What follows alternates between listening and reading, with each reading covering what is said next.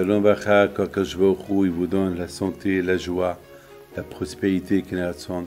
L'histoire que je vous ai racontée aujourd'hui, c'est une très belle histoire d'éducation. Ça, c'est le Rav de Ponevich qui la raconte. Rav Kanaman Alav Shalom.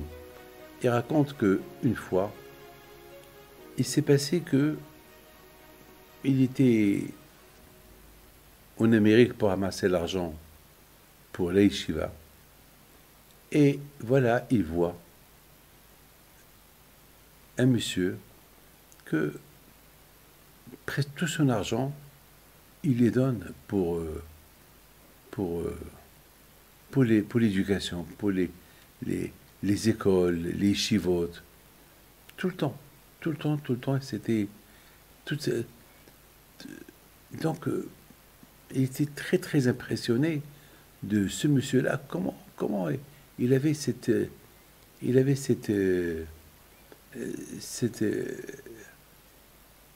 qualité-là de donner la charité comme ça, tout ce qui est Torah. Alors, il est parti chez lui.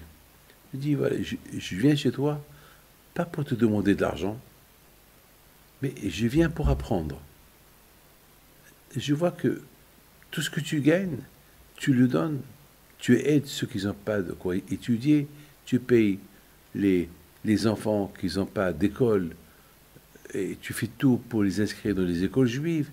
Tout ton argent, il va pour l'éducation, alors que ce n'est pas tes enfants. Tu peux m'expliquer ce phénomène-là, c'est quoi? Il dit, écoute-moi, Rabbi, le fait déjà que vous m'avez posé cette question, je suis très content, parce que jamais aucun ne m'a posé cette question. Tout le monde dit, croit que j'ai un bon cœur, mais personne ne sait pourquoi je fais ça. Alors, je vais vous raconter. Lorsque j'étais jeune, on était en Pologne.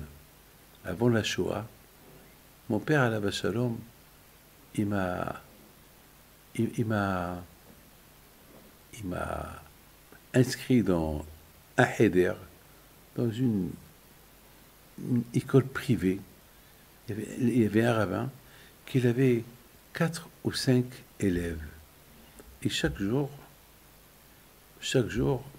mon père m'accompagnait à l'école. Et mon père, à cette époque, était pauvre. Il avait une vache. Il vivait avec du lait. Avec la vache, chaque jour, quelques litres de lait, il les vendait. Et c'est avec ça, il travaillait un peu plus, et c'est avec ça, on vivait. Et un jour,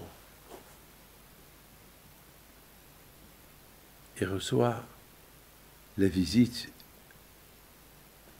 du rabbin, mon professeur. Il lui dit, monsieur, je suis un homme sage, mais ça fait 1 an que tu ne m'as pas payé.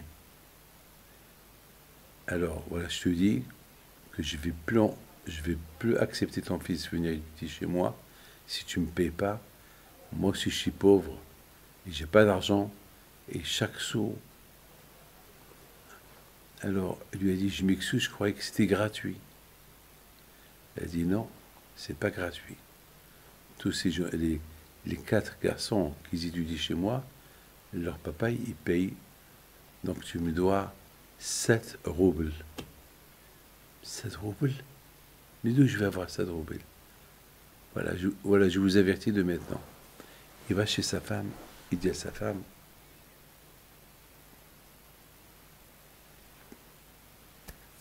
on n'a pas payé le prof pendant 1 an.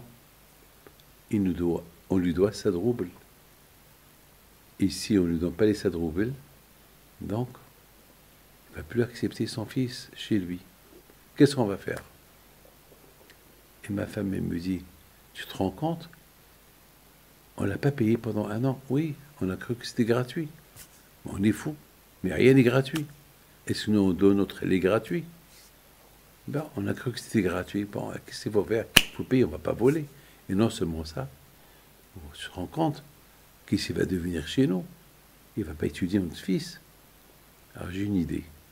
On vend la vache. La vache, elle va coûter 8 roubles, 9 roubles. On paye tout argent moins, on avance et Dieu est grand.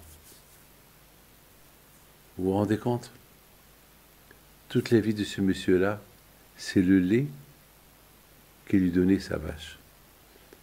Et la vache, il l'a vendue, il a reçu l'argent, il est parti le matin avec son fils, il paye le prof et retourne à la maison. Il lui a donné 6 mois en avance. Je ne sais pas quoi, 6 mois, 2 mois, 3 mois, je ne sais pas quoi. Alors maintenant, le monsieur, il dit à Rav Kanaman, jamais j'oublierai ce que mon père il a fait pour moi. Alors j'ai vu le sacrifice que mon père il a fait pour moi, pour mon éducation. Alors pour moi c'est très important que je vienne en aide l'éducation des autres. Étant donné que grâce à Dieu j'ai assez pour mes enfants, alors comment je ne vais pas aider ceux qui n'ont pas les moyens? Alors mes amis, écoutez très bien. Le Rav de Ponovitch, Alav Shalom, lorsqu'il écoutait son histoire, écoutez très bien.